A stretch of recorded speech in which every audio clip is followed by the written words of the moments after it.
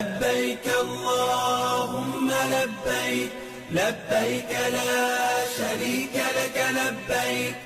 रुकने यमानी से हजर अस्वद तक आप ये पढ़ते रहेंगे। यहाँ एक बात याद रखना बहुत इम्पॉर्टेंट है, वो ये कि एहराम और हालत एहराम इसमें क्या फ़र्क है। अच्छा, अभी तो हमने बात की थी कि अगर हम पाकिस्तान से डायरेक्ट मक्का जा रहे हैं, अब हमारा आखिरी स्टेप हल्क या कसर है। हल्क मतलब सर मुंडवाना और कसर मरवा, ये हमारा तीसरा चक्कर है। जब हम मरवा पहुंचेंगे, ये हमारा तीसरा चक्कर मुकम्मल हो गया। रुकने यमानी से हजर अस्वद तक हमें रब्बना आतिना की दुआ पढ़नी है।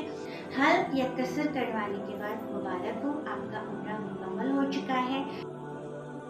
अगर आप इस चैनल पर न्यू हैं तो चैनल को सब्सक्राइब कर दीजिए और मेरी वीडियो को लाइक और शेयर कर दीजिए और बेल आइकन को प्रेस करना मत भूलिएगा ताकि मेरी हर आने वाली वीडियो आपको मिल सके। बिस्मिल्लाहिर्रहमानिर्रहीम। अस्सलाम वालेकुम ख़वातीन व हज़रात, इस वीडियो में आज हम उम्रे का प्रैक्टिकल तरीका सीखेंगे। जैसा कि आप जानते हैं कि उम्रा एक मसनून इबादत है, लेकिन ये एक इख्तियारी इबादत है, यानी कि अगर आप इसको करें तो बेइंतहा अजर व सवाब है, लेकिन इसको ना करने पर कोई गुनाह नहीं है। हज़रत सल्लल्लाहु अलैहि वसल्लम ने उम्रे की फजीलत के बारे में बहुत सी अहादीस बयान की हैं। इसमें से एक हदीस में हुज़ूर पाक सल्लल्लाहु अलैहि वसल्लम ने इरशाद फरमाया कि उम्रा तुम्हारे गुनाहों और मोहताजी को इस तरह दूर कर देता है जैसे भट्टी सोने, चांदी और लोहे के मैल कुचैल को। एक और हदीस में हुजूर अकरम सल्लल्लाहु अलैहि वसल्लम ने रमज़ानुल मुबारक में उम्रा करने वालों के लिए इन अल्फाज में बशारत दी कि रमज़ानुल मुबारक में उम्रा करने वाला ऐसा ही है जैसे कि उसने मेरे साथ हज किया। इन तमाम अहादीस की रोशनी में आप समझ सकते हैं कि उम्रा एक बहुत ही फजीलत और अजर व सवाब वाली इबादत है। आइए अब हम इसके तरीक़ेकार के मुतालिक बात करते हैं। उम्रे के सामान की अगर हम बात करें तो मर्दों के लिए सबसे पहले एहराम होता है। एहराम दो सफ़ेद अनसिली चादरों का नाम है। उन चादरों के साथ एक बेल्ट भी दिया जाता है जिसमें मर्द हजरात अपनी कुछ करेंसी, पासपोर्ट, डॉक्यूमेंट्स और मोबाइल फ़ोन वगैरह रख सकते हैं। ख़वातीन का कोई एहराम नहीं होता। ख़वातीन अपने रोज़मर्रा का लिबास और आम अबाया वगैरह ही इस्तेमाल कर सकती हैं। 6-7 जोड़े मौसम के लिहाज से रख सकते हैं और मर्द हजरात अपने लिए एक कैंची वाली चप्पल लाजमी रख लीजिए। उम्रे से मुतालिक मालूमाती किताबचा और दुआओं के कुछ कार्ड्स वगैरह रखना भी आपके लिए मुफीद रहेगा। एक और बहुत अहम चीज़ जो मैं आपको दिखा सकती हूँ वो ये 7 दानों वाली तस्बीह है, जो कि आप अपने तवाफ़ के चक्कर काउंट करने के लिए या आप अपनी सही के चक्कर काउंट करने के लिए इस्तेमाल कर सकते हैं। इस तस्बीह के साथ ये कार्ड्स भी अटैच्ड हैं, इनमें सारी मसनून दुआएं भी हैं। तो अगर आपको इस तरह की 7 दानों वाली तस्बीह मिल सके तो ये आपके लिए बहुत कारआमद रहेगी। यहाँ एक बात याद रखना बहुत इम्पॉर्टेंट है, वो ये कि एहराम और हालत एहराम इसमें क्या फ़र्क है। हालत एहराम एक कैफियत का नाम है जिसमें नियत करने एहराम की या उम्रे की नियत करने के बाद कुछ पाबंदियाँ लागू हो जाती हैं। मिसाल के तौर पर ज़ौजैन के ताल्लुकात, जिस्म पर या कपड़ों पर खुशबू लगाना, कोई खुशबू वाली चीज़ खाना। लेकिन अगर खुशबू वाली चीज़ जैसे लौंग, इलायची वगैरह खाने में पकी हुई हो तो फिर इनका इस्तेमाल करना जायज़ है। नाखून या बाल काटना, ये सब चीज़ें हालत एहराम में ममनू होती हैं। मर्द हजरात हालत एहराम में अपना सर कवर नहीं कर सकते। उनको जूता या चप्पल भी इस तरह की पहननी होती है जिसमें उनका पाँव पूरा ना ढक सके। इसके लिए बेहतरीन कैंची वाली चप्पल रहती है। ख़वातीन पर ऐसी कोई पाबंदी नहीं है। ख़वातीन दस्ताने और जुराबें भी इस्तेमाल कर सकती हैं और अपना सर भी कवर करके रखेंगी। लेकिन मर्द और ख़वातीन दोनों पर ये पाबंदी है कि उनका चेहरा ढका हुआ नहीं होना चाहिए। वो उनके चेहरे पे किसी किस्म का कपड़ा हालत एहराम में नहीं लगना चाहिए। घर में हम सबसे पहले गुस्ल करेंगे और हर तरह की नजासत से पाकी हासिल करेंगे, जैसे गैर ज़रूरी बालों का साफ़ करना और नाखून वगैरह काटना। उसके बाद हम अपने जिस्म पर इत्र वगैरह भी लगा सकते हैं, जो कि एक मसनून तरीका है। इसके बाद आप एहराम बांध लीजिए और 2 रकत नमाज नफिल अदा कर लीजिए, लेकिन अभी हम एहराम की नियत नहीं करेंगे। जब आप जहाज़ में बैठेंगे तो अगर हम पाकिस्तान से डायरेक्ट मक्का जा रहे हों तो रास्ते में जो मीकात हमें मिलती है उसका नाम है यलमलम। जहाज़ में मीकात के आने से पहले ही अनाउंसमेंट हो जाती है कि मीकात आने वाली है और आप नियत कर लीजिए। आप चाहें तो जहाज़ में बैठने के कुछ देर बाद जब आप इत्मीनान से सेटल डाउन हो जाएं उसके बाद ही नियत कर सकते हैं, या जब मीकात के अनाउंसमेंट हो उस वक्त भी कर सकते हैं। नियत करने से पहले इस बात को इंश्योर कर लें, यकीनी बना लें, मर्द हजरात ने अगर कोई टोपी वगैरह पहनी हुई है तो उसको उतार लें और पाँव में कैंची वाली चप्पल पहन लीजिए। दिल के पुख्ता इरादे को कहते हैं। इसके लिए ज़रूरी नहीं कि आप कोई अरबी इबारत पढ़ें, आप इन अल्फाज में भी नियत कर सकते हैं कि ए अल्लाह, मैं तेरी रज़ा की खातिर उम्रे का इरादा करता हूँ या करती हूँ, आप इसको मेरे लिए आसान फरमा दीजिए और इसको मेरी तरफ से कबूल फरमा लीजिए। दिल में नियत करने के बाद अब हम ज़बान से भी इसका इजहार करेंगे तलबिया की सूरत में। तलबिया यानी लब्बैक अल्लाहुम्मा लब्बैक, लब्बैक ला शरीक लक लब्बैक, इन्नल हम्दा वन निअमता लक वल मुल्क ला शरीक लक। तलबिया के अल्फाज मर्द हजरात ज़रा बुलंद आवाज़ में और ख़वातीन इतनी आवाज़ में कि उनके कान इस आवाज़ को सुन सके अदा करेंगे। तलबिया 1 दफ़ा पढ़ना वाजिब और 3 दफ़ा पढ़ना मसनून है। अब आप जद्दा एयरपोर्ट पर उतरेंगे। एयरपोर्ट पर जब आप उतरेंगे तो अगर आप प्राइवेट हज स्कीम के तहत जा रहे हों या गवर्नमेंट हज स्कीम के तहत, दोनों सूरतों में आपकी बसें वहाँ पर खड़ी होंगी। आप अपनी मुताल्लिका बस में बैठकर मक्कातुल मुकर्रमा की तरफ रवाना हो जाएंगे। अच्छा, अभी तो हमने बात की थी कि अगर हम पाकिस्तान से डायरेक्ट मक्का जा रहे हैं, लेकिन अगर आप पाकिस्तान से डायरेक्ट मदीना जा रहे हैं तो मदीने की हाज़िरी के बाद आप मक्कातुल मुकर्रमा की तरफ तशरीफ़ लाएंगे और उस के दरमियान जो मीकात पड़ेगी, यानी कि मदीना और मक्का के दरमियान जो मीकात पड़ेगी उसका नाम है जुल हलेफा। तो आप मदीना के होटल से ही गुस्ल वगैरह कर लेंगे और 2 रकत नफिल नमाज अदा कर लेंगे और रास्ते में जुल हलीफा के आने से पहले यानी मीकात के आने से पहले आप उम्रे की नियत कर लेंगे। इसी तरह जैसे आपने दिल में नियत कर ली और उसके बाद तलबिया के अल्फाज अदा कर लिए। मक्कातुल मुकर्रमा के होटल में जब हम पहुंचते हैं तो हम सब के दिलों की ख्वाहिश ये होती है कि हम जल्द से जल्द खाना काबा की ज़ियारत करें, लेकिन बेहतर ये होगा कि अगर आप कुछ देर रेस्ट कर लें, उसके बाद ज़रूरत हो तो गुस्ल करके या ताज़ा वज़ू करके फिर मस्जिदुल हराम की तरफ जाएं। मस्जिदुल हराम में जैसा कि आपको मालूम है कि मस्जिद के आदाब में कि हम सीधा पाँव पहले अंदर रखेंगे और उसके बाद 2 रकत नफिल नमाज तहियतुल मस्जिद अदा करेंगे। मस्जिदुल हराम में दाखिले के वक्त नफिल एतिकाफ़ की नियत करना भी सुन्नत है। आप इन अल्फाज में एतिकाफ़ की नियत कर सकते हैं कि ए अल्लाह ताला, मैं तेरी रज़ा की खातिर एक नफिल एतिकाफ़ की नियत करती हूँ। जितने वक्त भी मैं इस मस्जिद में टाइम गुजारूँगी उस वक्त तक मैं एतिकाफ़ की हालत में रहूँगी। उसके बाद नहायत आजिज़ी व इंकिसारी से और जितना मुमकिन हो सके अदब व एहतराम के साथ नज़रों को झुकाए हुए आप चलते रहिए, आगे आगे चलते रहिए, यहाँ तक कि आप उस मकाम पे पहुंच जाएं कि आप जब नज़रें उठाएं तो आपकी नज़र खाना काबा पर पड़े। जब आपकी नज़र खाना काबा पर पड़े तो यकीनन आपने पहले से कुछ दुआएं सोची हुई होंगी, क्योंकि ये दुआएं कबूल होने का एक बहुत ख़ास मकाम है। इस मकाम पर जिस तरह चाहे दुआ करें, रो रो कर, गिड़गिड़ा कर, अपने लिए, अपने घर वालों के लिए, अपने प्यारों के लिए, मुसलमानों के लिए, उम्मत मुस्लिमा के लिए और अपने पाकिस्तान के लिए ज़रूर दुआएं करें। खाना काबा पर हाज़िरी के बाद अब हमारा उम्रे का प्रोसेस बाकायदा स्टार्ट होगा तवाफ़ से।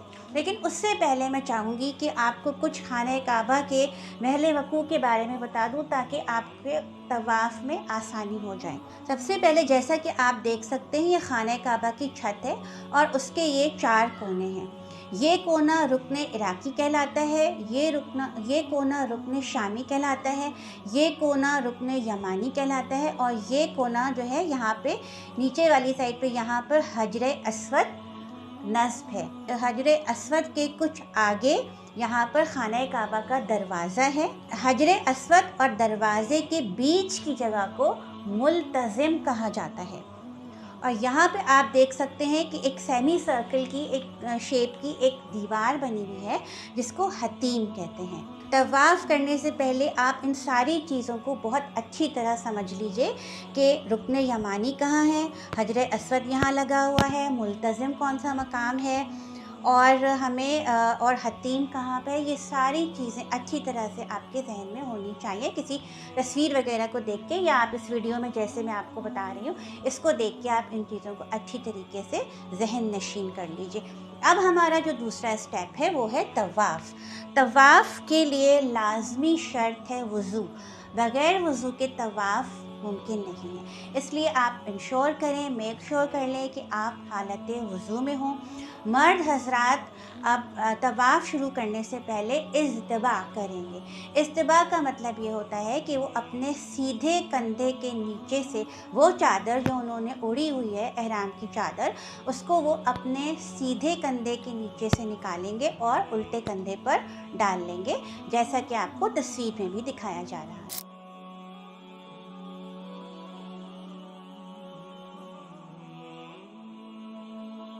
इसके अलावा मर्द हज़रात पहले 3 तवाफ़ में, पहले 3 चक्करों में रमल करेंगे। रमल का मतलब ये होता है कि वो कंधों को अकड़ाकर और छोटे छोटे कदमों से तेज़ रफ्तार से चलेंगे। ये सिर्फ़ पहले 3 चक्करों में किया जाता है और सिर्फ मर्द हज़रात ही रमल करेंगे, ख़वातीन रमल नहीं करेंगे, वो नहीं करेंगी, वो अपनी आम मामूल की रफ्तार से चलेंगी। एक और बहुत अहम बात, जैसा कि मैंने आपको बताया था कि जैसे ही आप उम्रे की नियत करते हैं तो आप तलबिया के अल्फाज अदा करेंगे। तलबिया के ये अल्फाज आप मुस्तकिल अदा करते रहेंगे, चाहे आप कस्टम में हो, चाहे आप बस में सफ़र कर रहे हों, चाहे आप होटल में हो, मुस्तकिल आप तलबिया जो है पढ़ते रहेंगे। जितनी कसरत से आप पढ़ेंगे तलबिया उतना ही ज़्यादा बेहतर है। लेकिन जब आप तवाफ़ के लिए खाने काबा तक पहुँच जाएंगे, तवाफ़ शुरू करने से पहले आप तलबिया पढ़ना बंद कर देंगे। चार्ट की मदद से हम तवाफ़ के प्रोसेस को मज़ीद डिटेल से समझेंगे। तवाफ़ शुरू करने से पहले आप फिर से दोहरा लीजिए कि आपका बावज़ू होना ज़रूरी है। मर्द हज़रात इज़्तिबा कर चुके होंगे और मर्द हज़रात ये जहन में रखेंगे कि उनको पहले 3 चक्करों में रमल करना है। अब इसके बाद हम नियत करेंगे। नियत करने के लिए अगेन वही बात है कि आप दिल में पुख्ता इरादा कर लीजिए और इन अल्फाज में आप नियत कर सकते हैं कि ए अल्लाह ताला, मैं तेरी रज़ा की खातिर उम्रे के तवाफ़ की नियत करती हूँ, आप इसको मेरे लिए आसान फरमा दीजिए और इसको मेरी तरफ से कबूल फरमा लीजिए। इसके बाद आप हजरे अस्वद के बिल्कुल सामने खड़े हो जाएं। जब आप हजरे अस्वद के इसको समझना बहुत आसान है, क्योंकि हजरे अस्वद के सामने बिल्कुल एक डार्क ब्राउन कलर की फ्लोर पे, फर्श पे आप देखें तो एक लकीर बनी हुई है। उस लकीर तक आप पहुंचेंगे तो आप समझ जाइए कि आप हजरे अस्वद के बिल्कुल सामने हैं। जहाँ पर ये लकीर ख़त्म होती है वहाँ पर आप देख सकते हैं नज़रें उठा के कि एक ग्रीन लाइट भी मौजूद है, जैसे कि आपको तस्वीर में दिखाया जा रहा है। तो इसका मतलब है कि अब आप हजरे अस्वद के बिल्कुल सामने मौजूद हैं। अब हजरे अस्वद की तरफ मुँह करके, वैसे तो हजरे अस्वद को बोसा देना या उसको हाथ लगाना हर मुसलमान की ख्वाहिश होती है, लेकिन जैसा कि आप जानते हैं कि वहाँ पर इतना रश होने की वजह से अक्सर औकात ही मुमकिन नहीं होता। अगर आप बोसा दे सकते हो तो बहुत अच्छी बात है, अगर आप उसको छू सकते हो तो आप अपने उसको छूने के बाद आप अपने हाथ चूम लीजिए। लेकिन अगर आप काफ़ी दूर हैं और बोसा देना और छूना मुमकिन नहीं है तो आप हजरे अस्वद की तरफ कंधे तक अपने हाथ उठाएंगे और बिस्मिल्लाहि अल्लाहु अकबर कहकर अब आप हजरे अस्वद से तरह अपना रुख मोड़ेंगे कि हजरे अस्वद आपके लेफ़्ट साइड पर आ जाए और अब आप चलते हुए इस साइड पर जाएंगे जिस तरफ हतीम है। अब आप इस तरफ जाएंगे, यानी कि हजरे अस्वद आपके लेफ़्ट साइड पे होगा। अब आप इस तरफ चलते जाएंगे और हतीम के बाहर से होते होते होते आप यहाँ रुकन यमानी तक पहुँच जाएंगे। हजरे अस्वद से लेकर यहाँ आप जब चक्कर लगा रहे हैं रुकन यमानी तक, इस दौरान आप कोई भी दुआएं, तस्बीह व तहलील, ज़िक्र, अस्कार पढ़ सकते हैं। अब अगर आपको कोई दुआएं याद हैं या आप किसी बुक वगैरह में से पढ़ना चाहें तो आप पढ़ सकते हैं, लेकिन सबसे बेहतर ये है कि आप अपनी ज़बान में अपने दिल से दुआएं मांगिए, या वो दुआएं जो आपको याद हों, वो दुआएं, छोटी छोटी दुआएं जो आपको याद हों वो मांगिए। वो आप जो छोटी छोटी दुआएं जो आप मुख्तसरन आपको ज़बानी याद हो वो आप कर लीजिए। इसके लिए किसी मुशक्क़त में पढ़ने की ज़रूरत नहीं। ज़्यादा अहम बात यह है कि आप जो भी दुआ मांगें उसका आपको तर्जुमा आता हो और वो आपके दिल से निकले, क्योंकि अल्लाह ताला हमारी दुआओं में खुलूस को कद्र व कीमत की निगाह से देखता है। तो इस सिलसिले में मैं टिप के तौर पे अगर आपको 2-3 चीज़ें रिकमेंड करना चाहूँ तो आप पहला कलमा पढ़ सकते हैं। ये सबसे बेहतरीन ज़िक्र है जो अल्लाह ताला को बहुत महबूब है। इसके अलावा आप सूरह इखलास पढ़ सकते हैं, जो कि आपको मालूम है कि 1/3 कुरान के बराबर है। अगर आप सूरह इखलास 3 दफ़ा पढ़ेंगे तो आपको 1 कुरान पढ़ने का सवाब मिलेगा। लेकिन इसके अलावा आप ये भी बात याद रखिए कि खाना काबा में, मस्जिद हराम में, जहाँ आप दुनिया के सबसे मुतबर्रिक मकाम पर मौजूद हैं और यहाँ हर नेकी का सवाब 1 लाख नेकी के बराबर है, तो यहाँ आप सोच सकते हैं कि आप सूरह इखलास पढ़ेंगे तो उसका आपको किस कदर सवाब मिलेगा। इसके अलावा आप अस्तगफिरुल्लाह और हस्बुनल्लाहु व निअमल वकील, या हय्यु या क़य्यूमु बिरहमतिका अस्तगीस, सुबहानल्लाहि व बिहम्दिही सुबहानल्लाहिल अज़ीम या दुरूद शरीफ भी पढ़ सकते हैं। ये सारी दुआएं आपको पढ़नी हैं हजरे अस्वद से लेकर रुकने यमानी तक। लेकिन जब आप रुकने यमानी पर पहुंच जाएं तो अब आप क्या पढ़ेंगे? रुकने यमानी से हजरे अस्वद तक आप पढ़ेंगे रब्बना आतिना फिद दुनिया हसना व फिल आखिरति हसना व क़िना अज़ाबन नार। रुकने यमानी से हजरे अस्वद तक आप ये पढ़ते रहेंगे। अब आप हजरे अस्वद, ये आपका एक चक्कर मुकम्मल हो गया। इसको याद रखने के लिए आप इस तरह के, जो मैंने आपको 7 दानों वाली तस्बीह दिखाई थी, इन 7 दानों वाली तस्बीह की मदद से आप अपने तवाफ़ को गिन सकते हैं। आपका एक तवाफ़ मुकम्मल हो गया है। अब आप जब दूसरा तवाफ़ शुरू करेंगे, चक्कर शुरू करेंगे, तो उससे पहले फिर आप हजरे अस्वद की तरफ रुख कर इस्तिलाम करेंगे, यानी अपने हाथ कंधे तक उठाएंगे, बिस्मिल्लाहि अल्लाहु अकबर कहेंगे और अपना दूसरा चक्कर स्टार्ट कर देंगे। इसी तरह आप 3 चक्कर मुकम्मल करेंगे। 3 चक्कर मुकम्मल होने के बाद मर्द हजरात रमल ख़त्म कर देंगे और अपनी नॉर्मल रफ्तार से चलेंगे। हर दफ़ा हर चक्कर में हमें हजरे अस्वद पर इस्तिलाम करना है, फिर हतीम के बाहर से होते हुए रुकने यमानी तक पहुंचना है। रुकने यमानी से हजरे अस्वद तक हमें रब्बना आतिना की दुआ पढ़नी है। उसके बाद हम जब हजरे अस्वद पर पहुंचेंगे तो इस्तिलाम करेंगे और अपना अगला चक्कर शुरू करेंगे। इसी तरह जब आपके 7 चक्कर मुकम्मल हो जाएंगे तो 7वें चक्कर के इख्तिताम पर, जब 7 चक्कर मुकम्मल हो जाए तो आप दोबारा से हजरे अस्वद पहुंचकर इस्तिलाम करेंगे, यानी तवाफ़ में 7 चक्कर होंगे और इस्तिलाम 8 होंगे। इसके अलावा एक और बात याद रखनी बहुत ज़रूरी है, जैसा कि मैंने आपको पहले भी अर्ज़ किया कि तवाफ़ में बावज़ू होना शर्त है, इसके बगैर तवाफ़ नहीं हो सकता। लिहाजा अगर आपका तवाफ़ के दौरान वज़ू टूट जाए तो आप ये चेक करेंगे कि आप कौन सा चक्कर लगा रहे थे। अगर आपका वज़ू चौथे चक्कर में टूटा है तो आप ताज़ा वज़ू करके फिर पहले चक्कर से आप दोबारा तवाफ़ शुरू कर दीजिए। लेकिन अगर आपका वज़ू 5वें चक्कर में टूटा है, यानी कि इससे पहले आप 4 चक्कर मुकम्मल कर चुके थे और 5वें चक्कर में आपका वज़ू टूट गया है, तो आप जाइए ताज़ा वज़ू कीजिए और उसके बाद 5वें चक्कर से शुरू करके 7वें चक्कर तक अपना तवाफ़ मुकम्मल कर लीजिए। अब हमें मकाम इब्राहिम पर 2 रकअत नफिल नमाज़ अदा करनी है, जो कि वाजिब है। वैसे तो ये नमाज़ें मकाम इब्राहिम पर अदा करनी होती हैं, लेकिन रश की वजह से ऐसा मुमकिन ना हो तो आप मस्जिदुल हराम में किसी भी जगह ये 2 नफिल नमाज़ें अदा कर सकते हैं। जैसा कि मैंने आपसे अर्ज़ किया था कि हजरे अस्वद और खाने काबा के दरवाज़े के दरमियान की जगह को मुल्तज़िम कहते हैं। ये भी दुआओं की कबूलियत के लिए एक बहुत ख़ास मकाम है और मुल्तज़िम से चिमट कर उसके करीब जाकर दुआएं मांगना बहुत मसनून है, बहुत मुतबर्रिक है। लेकिन अगर आप इसके करीब ना जा सकते हो तो आप दूर से ही मुल्तज़िम के सामने खड़े होकर दुआएं कर सकते हैं।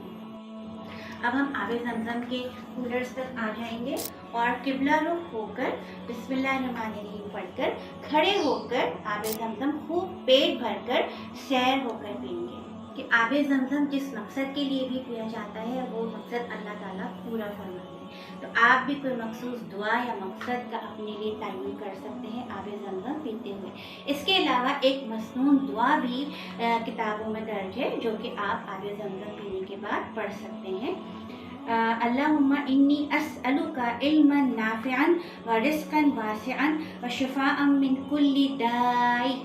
आबे ज़मज़म पीने के बाद अब हमें सही की तरफ जाना है, लेकिन सही शुरू करने से पहले अब हम एक मरतबा फिर हजरे अस्वद की तरफ रुख कर इस्तलाम करें। अब इस चार्ट की मदद से हम सही के प्रोसेस को मज़ीद डिटेल में समझेंगे। सही की तरफ रवाना होने से पहले आप एक दफ़ा फिर हजरे अस्वद का इस्तलाम करेंगे, यानी कंधे तक हाथ उठाकर बिस्मिल्लाहि अल्लाहु अकबर कहेंगे।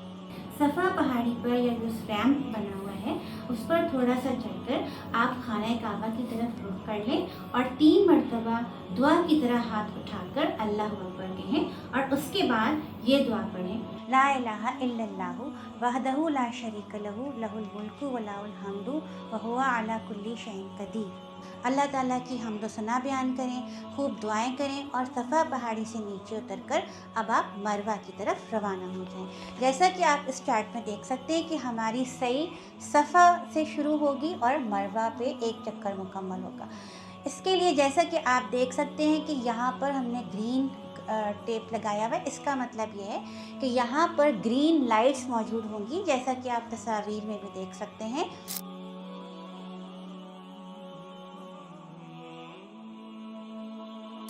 इन ग्रीन लाइट्स, जहाँ ये ग्रीन लाइट शुरू होंगी और यहाँ तक इस दौरानिए तक मर्द हजरात तेज़ कदमों से चलेंगे या हल्की रफ्तार से दौड़ेंगे, लेकिन ख़वातीन अपनी मामूल की रफ्तार से चलेंगी। सही के चक्कर के दौरान भी आप खूब दुआएं कीजिए, जिस ज़बान में भी जो भी दुआएं आपको याद हो। जैसा कि मैंने पहले भी आपको कुछ दुआएं रिकमेंड की थी, जो दुआ भी आपको उस वक्त याद आए, जो भी दुआएं आपने अपने लिए, अपने प्यारों के लिए सोच के रखी हुई थी, वो दुआएं खूब गिड़गिड़ा कर अल्लाह ताला से मांगिए, क्योंकि ये दुआओं की मकबूलियत का वक्त होता है। मरवा पहुंचकर अब आपका एक चक्कर मुकम्मल हो गया। मरवा पहाड़ी पर पहुंचकर अब आप यहाँ भी उसी तरह पहाड़ी पर थोड़ा सा चढ़ेंगे और क़िबला रुख होंगे। 3 दफ़ा हाथ उठाकर अल्लाहु अकबर कहेंगे और वही दुआ ला इलाहा इल्लल्लाहु वहदहु ला शरीक लहू लहुल मुल्कु व लहुल हम्दु व हुवा अला कुल्ली शैइन कदीर पढ़ेंगे और उसके बाद दुआ करेंगे और मरवा पहाड़ी से नीचे होकर अब आप सफ़ा पहाड़ी की तरफ रवाना हो जाएंगे। यहाँ एक बात समझना बहुत ज़रूरी है कि जैसा कि आप इस चार्ट में देख सकते हैं कि सफ़ा से मरवा जाते हुए हमारा एक चक्कर मुकम्मल हो गया। अब हम जब मरवा से सफ़ा की तरफ जाएंगे तो ये हमारा दूसरा चक्कर मुकम्मल हो जाएगा, ठीक है। और उसके बाद जब हम फिर से अब सफ़ा से मरवा की तरफ आएंगे, वही सारा अमल दोबारा करेंगे कि हम पहाड़ी पर चढ़ेंगे, दुआ पढ़ेंगे, क़िबला रुख होंगे, दुआ पढ़ेंगे और उसके बाद पहाड़ी से उतरकर हम मरवा की तरफ रवाना हो जाएंगे। मरवा ये हमारा तीसरा चक्कर है। जब हम मरवा पहुंचेंगे ये हमारा तीसरा चक्कर मुकम्मल हो गया। अब हम मरवा से जब हम सफ़ा की तरफ आ रहे होंगे तो हमारा ये चौथा चक्कर मुकम्मल हो जाएगा। इसी तरह हम 7 चक्कर मुकम्मल करेंगे और हमारा 7वां चक्कर जैसा कि आप देख सकते हैं कि वो मरवा पर ख़त्म होगा। अब हमारा आखिरी स्टेप हल्क या कसर है। हल्क मतलब सर मुंडवाना और कसर अपने सर के 1/4 बालों को छोटा करवाना। मर्दों के लिए हल्क करवाना इसकी बहुत फजीलत आई है और हुज़ूर पाक सल्लल्लाहु अलैहि वसल्लम ने सर मुंडवाने वालों के लिए ख़ास दुआ फरमाई। वैसे तो हालत एहराम में बाल काटना ममनू है, लेकिन हल का मौका आ जाए तो आप अपने बाल खुद भी काट सकते हैं, यानी अपने ट्रिमर से अपने बाल खुद भी शेव कर सकते हैं और किसी और के भी शेव कर सकते हैं। ख़वातीन के लिए ये रिकमेंडेड है कि वो अपनी चुटिया का जो नीचे वाला हिस्सा है उसको वो अपनी उंगली पर लपेट लें और उस हिस्से को फिर वो कैंची से काट लें। लेकिन ख़वातीन के लिए बेहतर ये है कि वो अपने होटल के कमरे में जाकर ये अमल करें, क्योंकि अगर वो खाने काबा में मस्जिद हराम में ही अमल करेंगी तो वहाँ बेपर्दगी वगैरह का मसला होता है। तो वो अगर अपने होटल में जाकर ही कसर करें तो ज़्यादा बेहतर है। हल या कसर करवाने के बाद मुबारक हो, आपका उम्रा मुकम्मल हो चुका है। हज तमत्तो करने वाले ख़वातीन हज़रात एहराम की पाबंदियों से आज़ाद हो सकते हैं। गुस्ल करें और अपने रोज़मर्रा का लिबास पहनकर 8 ज़िलहज का इंतज़ार करें। हज किरान करने वाले ख़वातीन हज़रात पर बदस्तूर एहराम की पाबंदियाँ लागू रहेंगी। मज़ीद उम्रा टिप्स के लिए डिस्क्रिप्शन बॉक्स ज़रूर देखिए।